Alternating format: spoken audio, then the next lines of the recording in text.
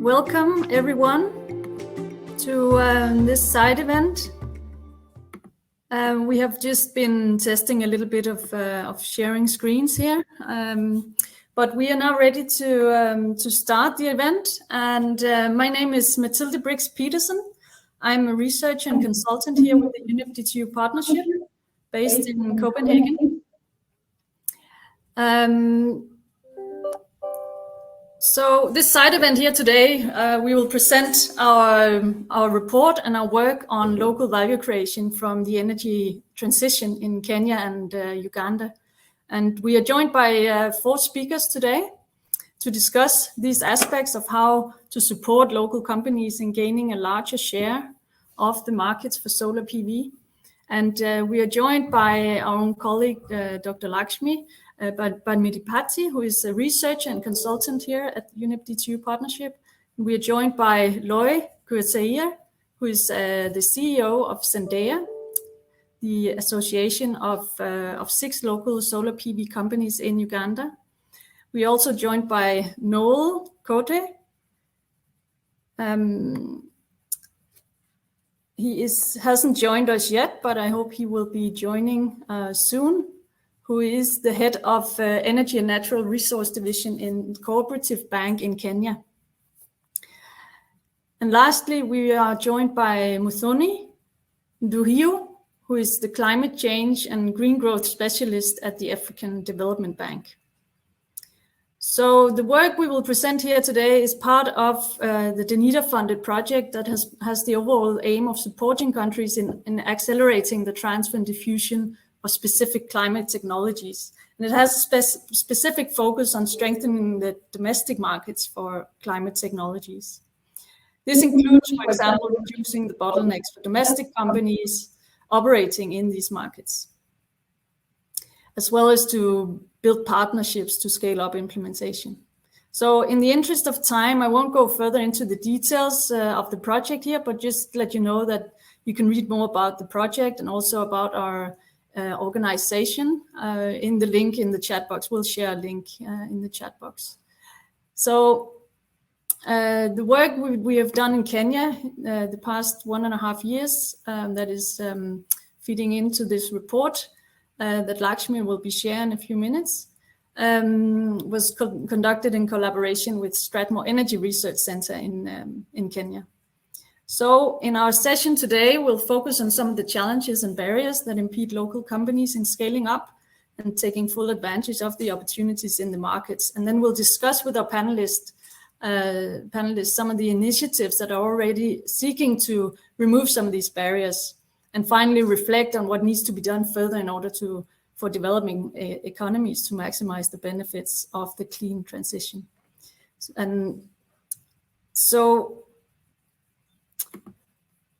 we're still waiting for Noel to join us, but hopefully he will be joining soon. I'll be the moderator here today, but first I will turn the floor to our director here at UNEP partnership, Susanne Petersen, who is joining us here and who will give a few opening remarks and set the context a little bit.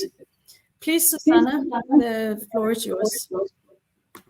Thank you, Mathilde, and welcome, ladies and gentlemen, to this very interesting event on local value capture from the green transition. Of course, we will discuss why this is important. There's now a large international focus on how to support the diffusion of solar PV to increase energy access, but comparatively less attention is being paid to the mechanisms and frameworks that can enable national industries and domestic companies to capture larger shares of the economic value of this market. Clean energy transition in emerging economies have the potential to solve several integrated challenges like energy access, cheaper energy provision, and broader societal challenges such as job creation, skill development, small business and industrial development. However, at the moment, most of the growth and economic value in the solar PV market is captured by relatively few international companies operating in Sub-Saharan African countries, as pointed out by Wood Mackenzie last year. And also a recent report by Green Max in 2020 have shown that international companies have captured nearly 90%, I repeat, 90% of the identifiable transactions and the total investments of $1.6 billion in the off-grid solar PV sector in Sub-Saharan Africa. While it's on the one hand a promising sign that international investments are happening in renewable energy, these figures also point to a large untapped development potential for developing economies where national industries and local companies can and must play a much bigger role, as also highlighted by the World Economic Forum. International linkages are still crucial for continued growth in renewable energy markets, but domestic companies and industries are often not well equipped to tap into the international learning networks, funding streams, and at the same time, they often lack crucial knowledge, skills, and supportive policy frameworks. It is therefore important to strengthen the national renewable energy industries and markets and work specifically to remove barriers, improve enabling policy frameworks, and to align international and national funding streams to the needs of national industries and local companies. This is what my colleagues at the UNEP DTU partnership have been working on in the Tamarind project in Kenya and Uganda, and where we will shortly hear from my colleague Lakshmi, who will present insights from Kenya as a starting point for this discussion. Kenya serves as a front runner in the solar PV market, and insights from this particular market is therefore useful when looking at how learnings can be brought forward in other contexts. Lastly, I will mention that at UNEP DTU partnership, we have, in collaboration with UNEP, decided to extend and upscale this work on localization of the clean and green energy transition to other countries in Sub-Saharan Africa. So I think this will be definitely an interesting topic going forward. So I look forward to hearing further discussions today. Thank you very much for your attention. Thank you. Thank you, Susanne, for this introduction. Gives a very good context to why this agenda is important. And before we move on to Lakshmi as our next speaker, for those of you who just joined us now, please feel free to ask your questions in the Q&A section, which you can find in the right side of your screen. We'll take up questions at the end after we've heard from all speakers. And also, if you experience any technical issues, please also use the chat box. We have people from technical support in case you face any challenges during the session. So Lakshmi will now present our work and the report providing insights from Kenya. Please, Lakshmi, the floor is yours.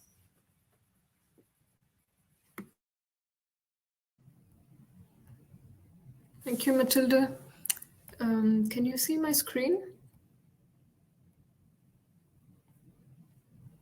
Yes, we can see your screen. Perfect. Thank you all for joining. My name is Lakshmi, and we are using this occasion today in this side event to launch this report, which we are very excited about. It's called the Local Value Capture from the Energy Transition, Insights from the Solar PV Industry in Kenya. The idea through this report was to delve deeper in understanding the domestic companies and provide unique insights on who they are, their characteristics, how they have competed and thrived, and how they have operated and evolved over a period of time, and what challenges they continue to face, and sharing all of this knowledge with the wider community to collectively strengthen support for local companies and reduce the bottlenecks they face. And in the process, the objective was to also improve the knowledge about the sector, enable further peer-to-peer exchange among the local entrepreneurs, to serve as a bridge between companies and commercial banks to improve the overall level of information, and to offer a roadmap for stakeholders.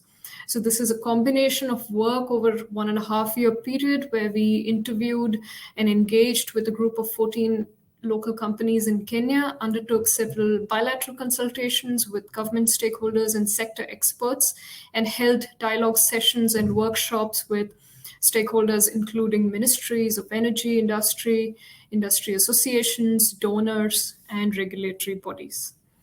In this presentation, I'll only take you through a very brief snapshot of some of the findings, the challenges and recommendations, and we'll share the link also to the report, and please feel free to read more about it.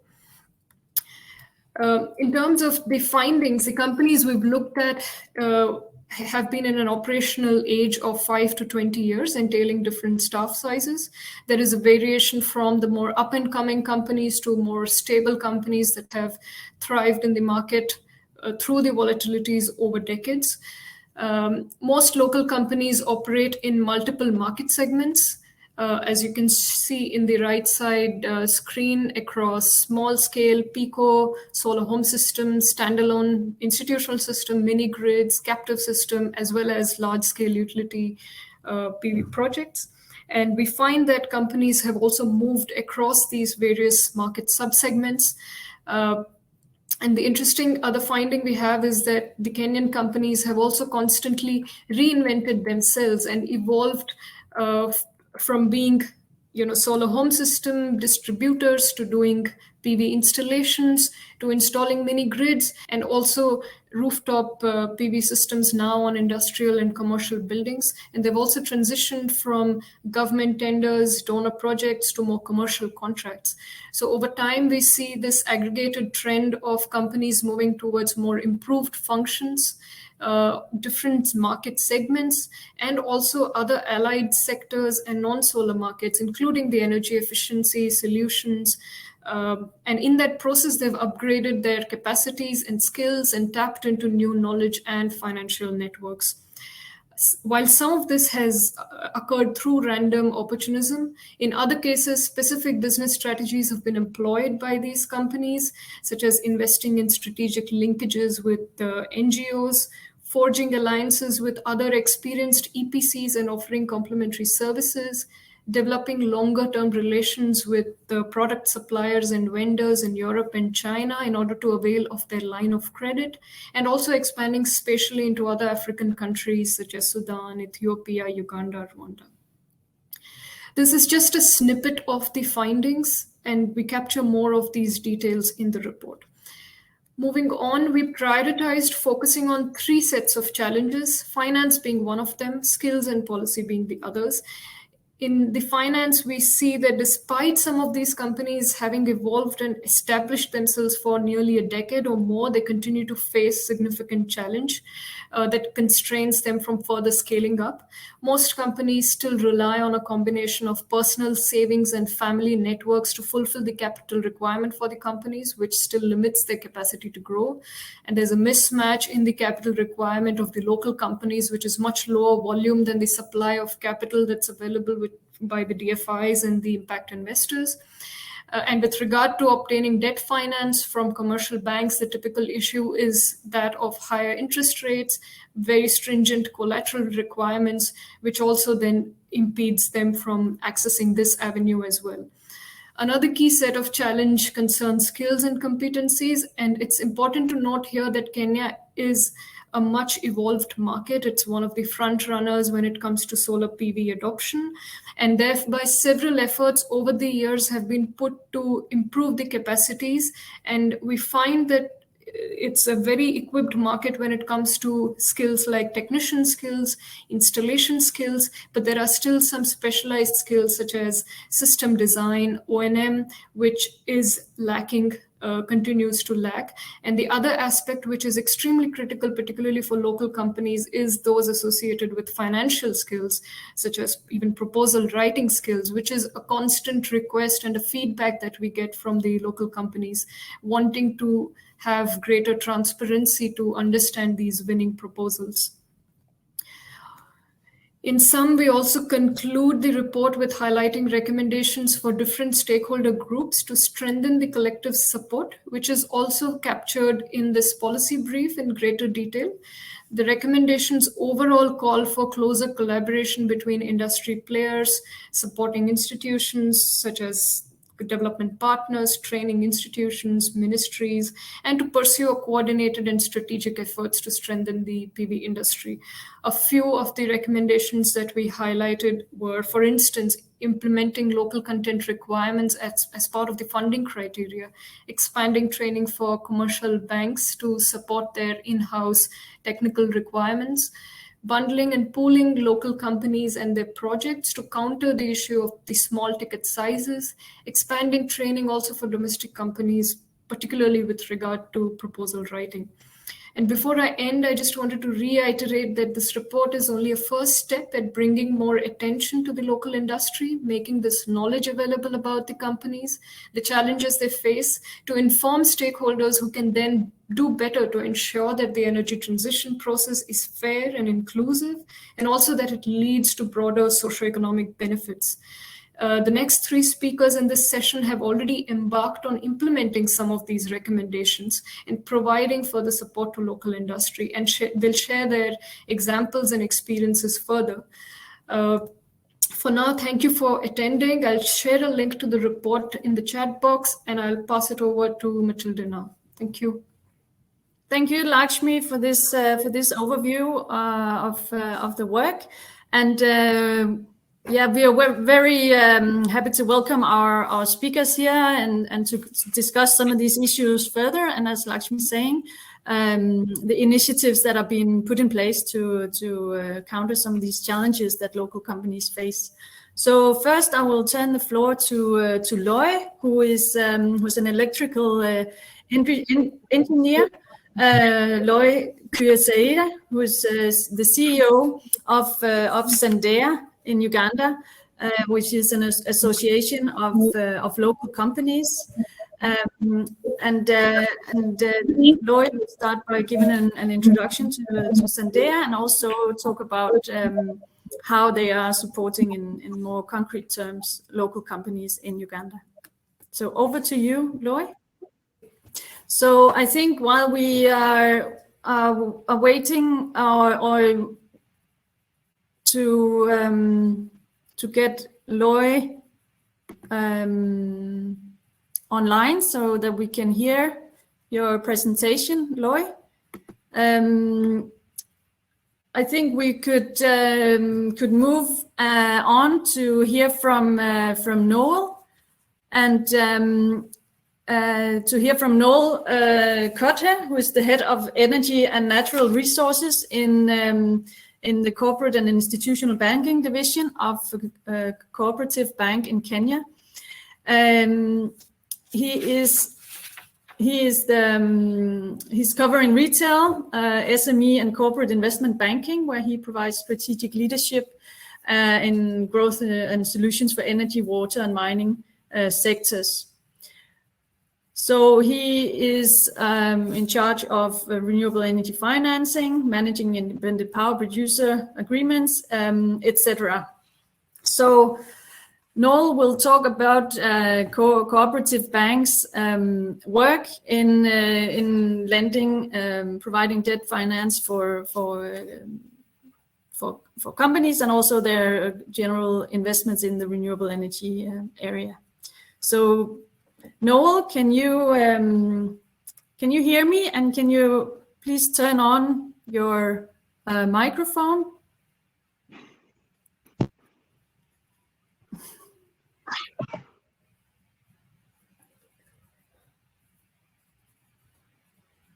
And now I saw that Loy's microphone is working, so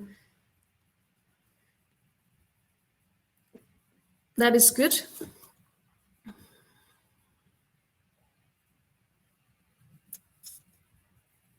Noel, are you with us?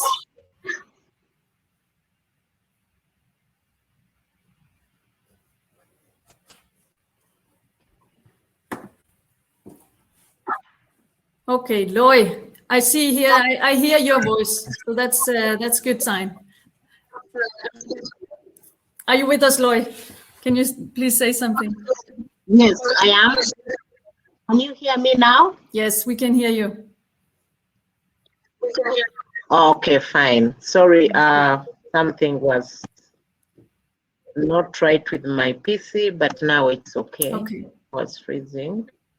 Okay. I want to So let's see from you, Loy. share the If you screen. can share your screen, that's good. But if there's problem with your connection, then maybe we could just also go on audio. Then we can skip the slides.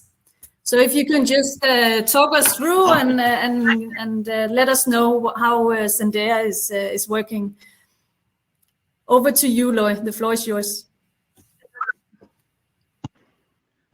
Okay, can you now see my screen? It's coming up. Yes, we can see your screen. Okay, that's fine. Okay, good. I think it's afternoon that side. This side is still good morning, everyone. My name is Loy. I think they've already introduced me. And I would like to share the insights from Uganda with the case study on the approach to solving some of the key issues in the renewable energy sector by having associations or cooperatives in the solar industry. For now, we came up with the Association of Zendaya because of those challenges that have been highlighted. Small ticket sizes for individual local companies could not really impress the investors or financing institutions, and Association of Zendaya came up. Zendaya is a solar entrepreneurs network for decentralized energy access, and we have so far 6 members, which we plan to increase slowly by slowly because we still have to do a lot with the first members.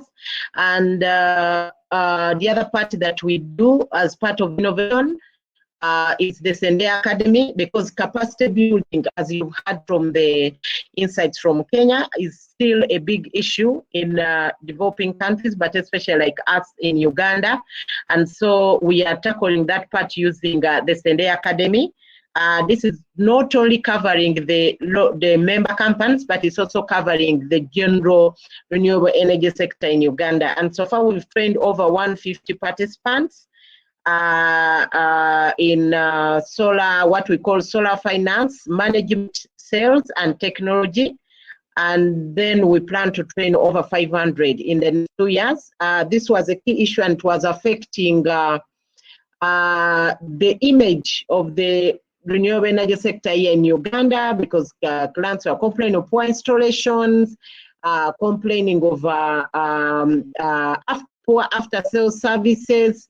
And also the other part was on the issue of management. The owners of the companies, do they know exactly? There was a challenge of them knowing exactly what it is to manage a solar company, to manage a renewable energy company in developing countries like Uganda, where you have to offer credit because of affordability issues, where you have to be patient. The conversion rate is quite very, very low to be able to get a sale, and then you have to pay salaries, you have to manage your businesses, taxes.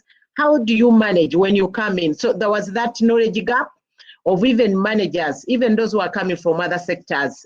We discovered that the solar industry is quite unique, and we really have to be able to equip people from management onward, downwards, to be able to manage. Then on the part of the Zendaya, priority is given to the members, and all of them have at least one staff per course who has attended this training. That is one of the criteria. And then the other bit, of course, we assess the members. You must be the biggest percentage of your business interested in the PV, and also you must be a local person. Majority ownership should be local, and also we've also done combined projects together with implementing projects on behalf of donors. which increases energy access or the speed of working on this project, because we have members per region in different parts of the country. And so it's easier for us than using one company to carry out a big project, which is for multiple sites around the country. We are fully registered and our office is located in Kampala. I think that one gives me a brief highlight. We are also members of the Uganda Solar Energy Association, which is on the part of the policies. And so this is our membership. So far we have 6, 2 ladies, 2 female-owned companies, and the others are owned by men. I think that is expected, but we are encouraging more ladies to join. When I go to the part of partnerships, these are the partners that we so far have. And we hope to get more on board. We are writing more proposals here and there. When I go, maybe I should mention the one of vocational institutions. We are dealing with these ones on the part of Naka Vocational is government owned, and also Don Bosco is faith-based, but also accredited by the National Council for Higher Education, and also the BTVET, the Vocational Institute part of the Ministry of Education. When I go to support to member companies, this is what we offer. We help them to establish structures. That is, you've had many investors complaining companies and local companies are not ready, but sometimes they don't exactly where to start from. So we help them to have at least accounting tools. And the photo you see here is that we meet quarterly, and the quarterly meetings are organized by the executive, and that is me and the office, and then the members come to meet. The other foreign people you're seeing here are key stakeholders, yes. But we meet and discuss on the challenges they are facing, how do we solve them, and there's also peer-to-peer exchange, because you know the journey of an entrepreneur is also tough when you're alone. And then with structures, meaning you should have a business plan, you should have accounting tools, you should have at least the key stuff that you need in a finance, sales, in management, and technical. And then we also, the capacity building services that we offer, members are priority, but we are offering to the whole sector. Peer-to-peer exchange, I've talked about that during the quarterly meetings. Association approach to suppliers and investors with big ticket sizes requirements. We try to, where an individual company would not have gone through, we try to approach these suppliers as an association. And and also investors, and those are some of the stakeholders that you're seeing, our partners. Recommendations to fund applications. Our members have been applying have been writing proposals and also bidding. And so when they bid for recommendations, the bid owners, they feel more like there's more reliability if there's a recommendation that this particular company is attached to a particular association that follows standard quality and also procedures. We also signed the Google Consumer Protection Code. And then when I go to attract suppliers to present their products to members during the meetings, we bring in credible suppliers, even local ones, to present their products to our members. And also we are lobbying that they can be able to extend credit, at least maybe 70% payment, they pay the 30% after when they get products from them. We are also planning to be able to import the goods on behalf of our members, and so that they are able to access these things because they can't afford the full containers in video companies. And so when I go to innovation towards skilled labor gaps, Sendea Academy that we came up, it is covering the industry tailor-made courses so that we can cover what we call solar sales, solar finance, solar management, and solar technology, just to be tailor-made to the needs of the industry. And we use consultants, as I've mentioned, consultants and institutions to deliver the training services. But those consultants also, we give them exactly what we want. If one consultant is not 100% of meeting what we need, then we combine 2 consultants. When I go, including that person who has been in the industry, then skills level needed for finance and management, senior level is required for startups. Startups do not need a junior person to start forecasting for them. It is not possible. And this is a challenge. Affordability. They cannot afford these senior people, but that's why we go into the bit of mobilizing for funds to see if we can have it at the association level, senior finance people who can be able to train those ones that the member companies can afford. But there must be someone overseeing issues like forecasting, because it's a key issue and also applying for proposals, because funders and investors, they want serious CVs to be submitted, not junior people who are going to manage their funds. And then sales and technology, we come from both junior and senior levels. When I go to the next slide, what can we do more to support these members? Investor readiness. We are mobilized for funds for capacity building and awareness creation. These courses are quite expensive, and so we really have to get funds.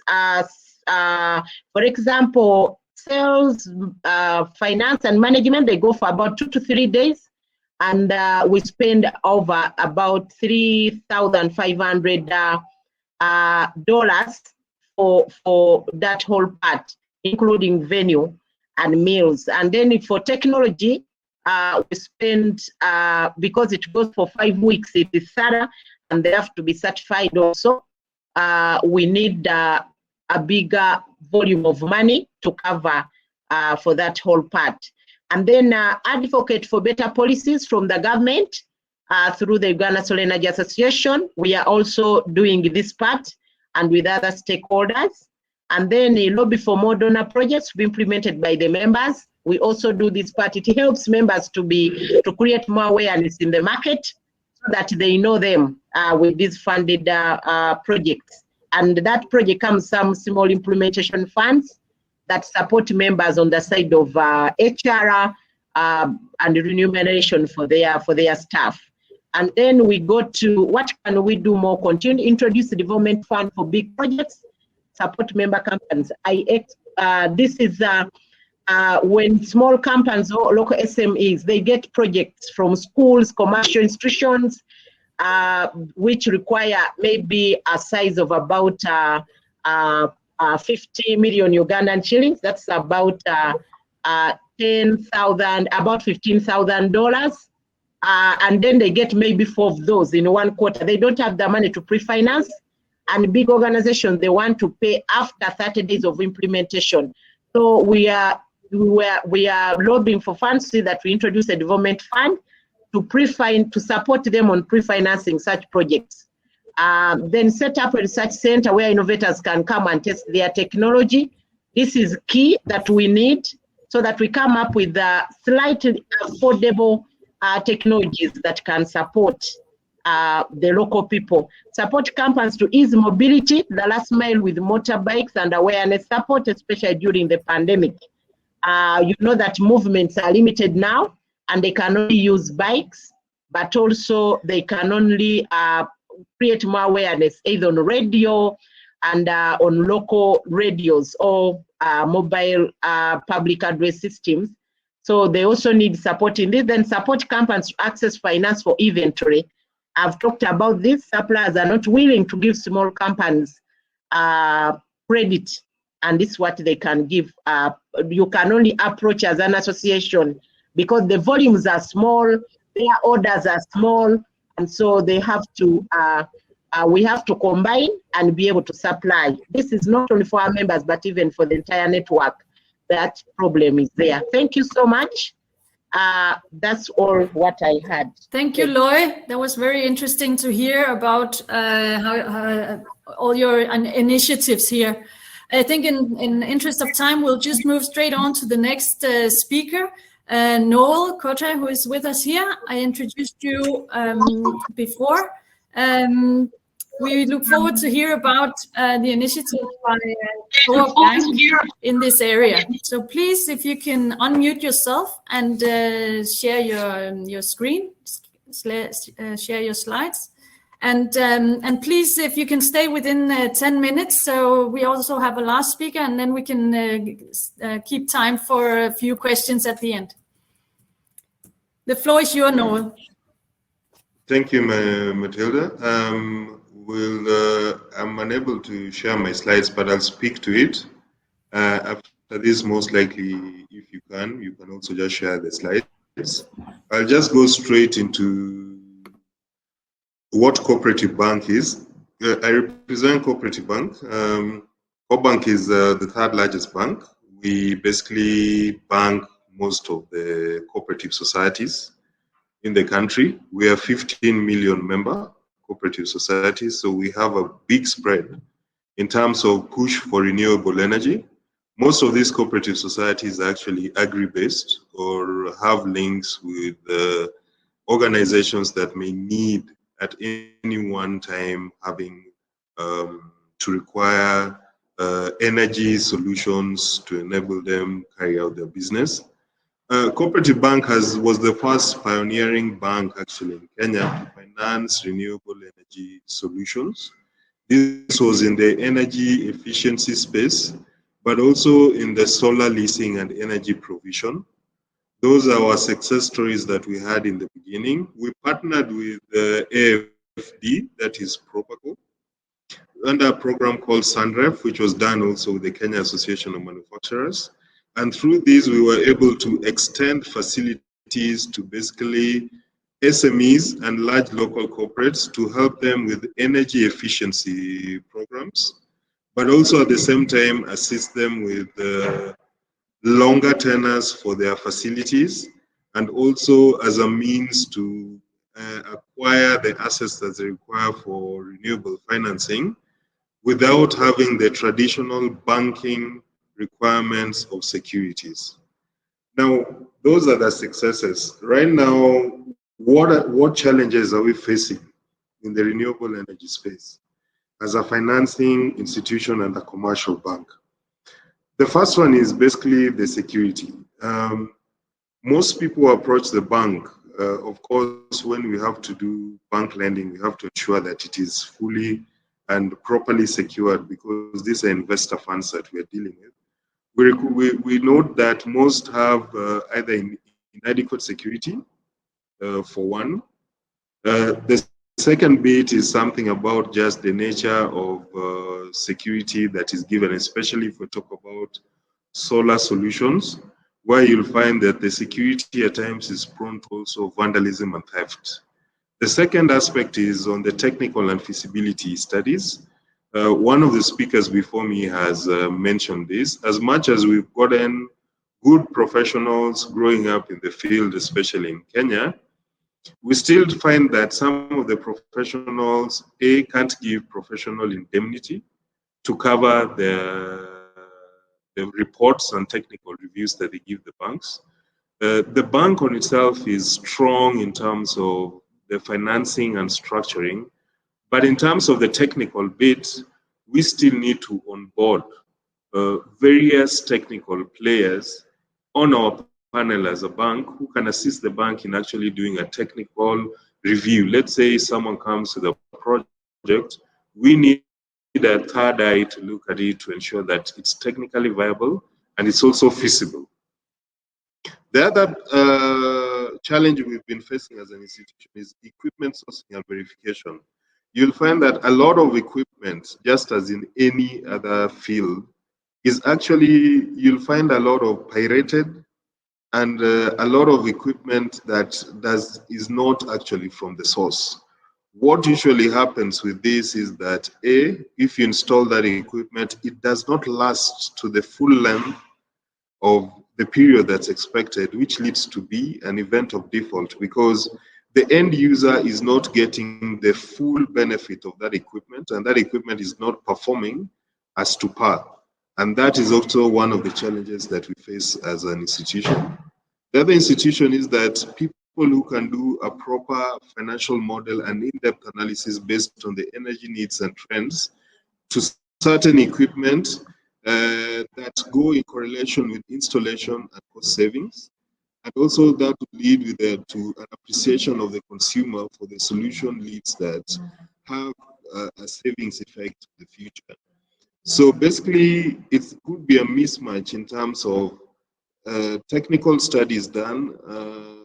That would mean that if it is wrong, then the financial model analysis is wrong. That means that either A, the equipment that is put cannot power the company, or B, it cannot lead to any cost savings, which leads to also events of default. The other issue that comes when we are financing companies is the financial capacity. This is basically the ability of a borrower to perform. The solution may be good, but the financial capacity of our end borrower may be weak, which affects us also in terms of how we are able to grow and deepen our strength in this. What opportunities do we have within the sector? There's an untapped market that still is not on the grid, especially in Kenya and in the wider African continent. We have also manufacturers, agribusiness, housing complexes that are coming up, various commercial enterprises like schools, hotels, and other institutions who have now gotten actually into the idea that solar and energy saving solutions are actually the way to go. So there's a huge market in terms of that. The other opportunity that we are seeing is actually in terms of the supply chain finance towards these models that we are working on. We have an opportunity as financial institutions to build up the capacity for equipment suppliers. This comes all the way from the PV panels, the inverters. We also have an opportunity to bring up various professionals, all the way from the people who do the technical and feasibility studies, the people who supply the equipment, the people who actually go on the field to install these as technicians and all. So we have a big opportunity there as a bank to actually help build and create more opportunities for these people in this space. We are also ensuring that our end user and our clients are becoming more and more green compliant. We also have acting as a cost saving conduit for these clients. Most of the clients in manufacturing or agribusiness, power needs is usually a big component of their running expenses. And by intervening as a company and as a financial institution, we are able to pass this benefit of the power savings directly to them. Now, based on the offering, the challenges, and also the opportunities that I've just outlined, what are we seeing as our offering going forward? Cooperative Bank has come up with a good solution called the corporate solar leasing solution. How this works actually is that we finance the installation and leasing, installation of the equipment through a lease structure. This we have done in conjunction with a company called Power China, which is the largest manufacturer of PEV in the world. So what that enables us, it enables us to overcome some of the earlier challenges that we were facing. One, we're able to source to our end user client credible equipment at a negotiated rate from a world-leading supplier of equipment. B, they are willing to do the technical and feasibility study to ensure that whatever is being put is viable. They are the ones who do the operation and maintenance. They are the ones who also ensure that they give a warranty to the equipment to ensure that once we have actually given and financed a project, we are certain that that project will last its lifetime, and at the same time, they'll be the ones who will be doing the operational maintenance. Through a lease structure, what happens, it becomes like a rental model. That means if I'm school A and my power bill is $100, it means that I am not going out of pocket any further to finance equipment in terms of installing of these solar solutions. That means that once we have done the technical study and established that I'm paying $100 to the existing power company, I'm able to actually factor that in as part of the repayment in a rent lease model. That ensures that we are able to deploy the solution seamlessly without interrupting the financial operations for our end user clients. Some of the features of this product include that we finance them up to a tenor of 36 to 50 months. We also have a guarantee cover, which I'll talk about in terms of some of the solutions, or how do we see it even going further. What partnerships can we have with various organizations in the world who can assist us as cooperative bank in terms of ensuring that we deepen and widen also the scope of our solution as a commercial bank.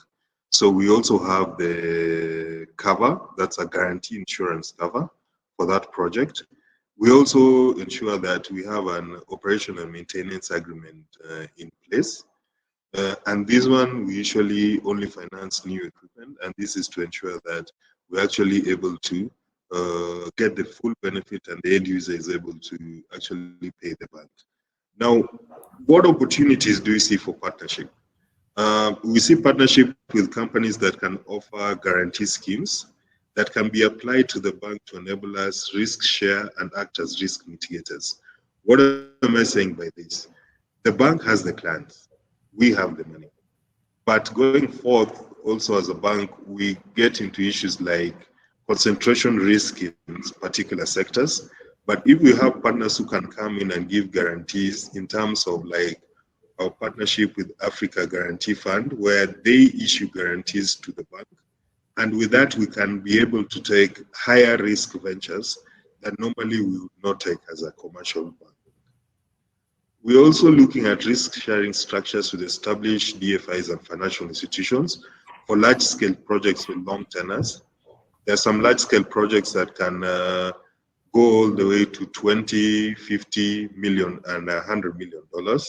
This one, we're seeking for partnerships, just as we did with AFD, but to seek for partnerships with other established institutions regionally and globally, in order that we can be able to also lend further to these institutions. We're also seeking partnerships with solution providers and equipment suppliers who can offer end-to-end solutions, just at what we did with Power China. It's not an exclusive agreement, but that also would be able to enable the bank further spread the use and availability of these solutions. Thank you. That is all from our cooperative bank. Thank you, Noel, very much for that very insightful, for sharing those insights about the bank's work, and also about how you laid out those challenges for you to engage in these areas, but also your point in terms of this untapped market, and how you're working on these opportunities and solutions to fund this. So with that, I'll just pass the floor to Muthoni Nduhio, who is the climate change specialist and green growth specialist at African Development Bank. We look forward to hear from you, Muthoni, on the work of the bank in this area, and also new initiatives to further investments in local companies and in renewable energies. Over to you, Muthoni. Please unmute yourself. Thank you very much, Mathilde. I hope you can see my presentation. We see it, yes. All right. Thank you very much for the introduction. And so at the Africa Development Bank, we're a multilateral development bank that is focused on Africa.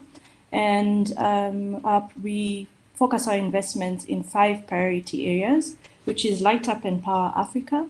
And this is where we invest in ensuring universal access to electricity, Feed Africa, and where we secure food security, and then Integrating Africa, where we try to increase inter-Africa trade, and also Industrializing Africa, and improving the quality of life for the people of Africa through investing in infrastructure, such as water and sanitation, to improve the livelihood of people. In our pillar on Light Up and Power Africa, which is on universal access to energy, we have so far, as at 2019, 468,000 people have new electricity connections, and 218,000 of those are women. And we have secured 435 kilometers of new or improved power distribution lines, 432 kilometers of power transmission lines, and also there's now 291 megawatt total power capacity, and 174 megawatts of that is renewable energy. And from a climate change perspective, we've been able to reduce 678,000 tons of carbon dioxide emissions. As we work in the energy sector, we realize that the small-scale and decentralized energy solutions are really key in accelerating access to electricity for all, especially in off-grid areas. However, as we've had and as we experience as well, access to financing is a challenge for a multitude of reasons. So we've had the high interest rates, mismatched tenor periods, and also the lack of collateral by this by these small domestic companies. And from an MDB perspective, the way we are designed, we usually don't offer financing to a small-scale project. This is quite difficult based on how we are structured. So how the bank intervenes on this is using financial intermediaries. So this could be fund managers, and this could be local commercial banks. And we look to finding ways of collaboration where we can channel finance through them, which can then be on-lent to the local companies and address the challenges they're facing. And that way they'll be able to scale up action and expand and provide the needed electricity across the continent. So we have a number of facilities that do that. So we have the Facility for Energy Inclusion, which has 2 windows. And this Facility for Energy Inclusion is a combination of resources from the Africa Development Bank, from the UK, USAID, development partners, and even commercial investors as well. So we have 2 windows, the on-grid and the off-grid fund. For the on-grid fund, this fund size is about $400 million. And here we offer project and corporate finance solutions for small-scale renewable energy projects, which are less than 25 megawatts, as well as mini-grids. And we offer hard currency as well as local currency. So the impact of this is there's been financing to 750 megawatts additional capacity. And from a climate change perspective, 9.6 metric tons of carbon dioxide emissions have been avoided. And 6 million households have benefited from this, as well as job creation, amounting to 18,000 jobs. Then the second window is an off-grid energy access fund, which is $100 million fund. And this targets a range of borrower types. And here, consumer financing is secured by receivables, because one of the main challenges is the lack of collateral for these small energy companies. And through this fund, the facility can actually have the financing secured by receivables. The impact of this is 40 megawatts of financing, 2.5 metric tons of carbon dioxide emissions avoided. 4.5 million households have benefited from this, or 20 million individuals, and then 1,000 jobs have been created. So Scaling further down, we have the leveraging energy access finance framework. From here, I'll call it just a LEAF framework. And this is a 900 million facility which aims to unlock commercial and local currency financing for decentralized renewable energy projects. This is in Ghana, Guinea, Ethiopia, Kenya, Nigeria, and Tunisia. And this is through deploying credit enhancement instruments and technical assistance, which I'll go through in detail a bit later. And here, this framework caters for solar home systems, green mini-grids, and solar solutions for commercial and industrial sectors. So we've been able to leverage financing from international climate funds, and we have partnered with the Green Climate Fund, which is GCF, and they are providing $170 million towards financing this program. And it is anticipated that this program will provide renewable energy solutions for about 6 million people and businesses, and also prevent 28.8 million tons of carbon dioxide emissions. So looking at these facilities, the way the bank intervenes is first, we're providing the commercial banks to provide local currency financing to the local companies.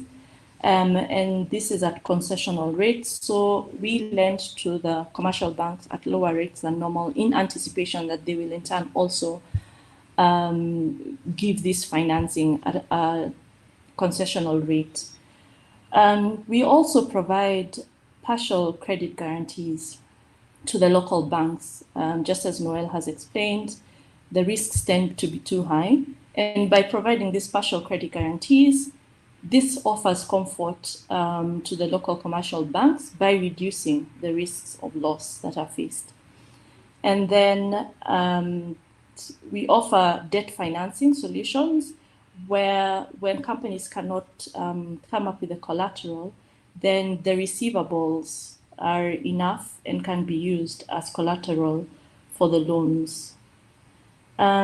So we also realize that this role of enabling local companies to thrive in this industry, it's a concerted effort. So the multilateral development banks will do their part and the commercial banks will do their part, but more needs to be done as well by the government. So the LEAF program as well will work with governments to create an enabling environment for these local companies to operate and scale and even expand just beyond the countries, just move on to regional scale as well.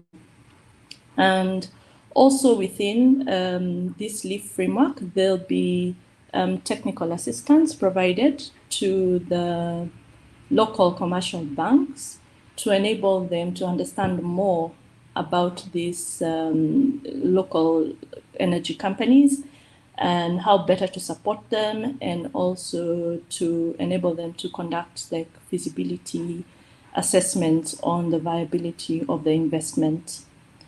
So beyond this, other ways we work with commercial banks is through the Africa Financial Alliance on Climate Change, which is a platform where we bring together different financial actors, not just commercial banks, but also pension funds and any other financial institution, to try to have conversations around how they can increase their investments in climate change projects. Then we also provide training and capacity building to financial institutions, just to enable them to understand how to assess their portfolio for climate risks and the implications which their businesses have on climate change. And so we really, as a bank, we really encourage the support of local commercial banks for small energy companies because of the benefits we see beyond just access to electricity. These local energy companies are really contributing towards action on mitigating climate change because they're reducing the use of fossil fuels. And this is very important to us at the bank because how we structure our investments is everything we give is development finance. And then within that, we look at our portfolio of projects. We look at this development finance and look at it and see out of that, financing we are giving and the activities that are being funded, how do these activities contribute towards either climate change mitigation or climate change adaptation? So once we are able to see, we allocate a percentage as climate finance in terms of what we see is an action towards adaptation or mitigation. And these local companies also will help in the regional integration and trying to scale up of intra-Africa trade as they expand to other regions. And of course, the job creation, which is much needed on the continent, supporting these companies will be able to do that. And also by supporting the local commercial banks to participate more, this spurs a lot of private sector participation, which ultimately is able to grow the economy. Thank you. Thank you, Muthoni, for your presentation and for giving your insights into your work in this area. And we are running for the end of this session, so I will give a round off the session here. We have a few questions coming in here in the chat that is being answered as they were posed, both by Loy and by Noel, so that's great. And we can only encourage you to continue the conversation and the discussions and reach out if you have any specific questions as well. There was a question a few questions for Loy in terms of what are the kind of the difference between USEA and Zendaya and kind of the work, and you're also welcome to I'm sure to reach out to Loy directly to engage more on some of these issues, and as well for Noel in terms of these risk guarantees and the structuring, etc.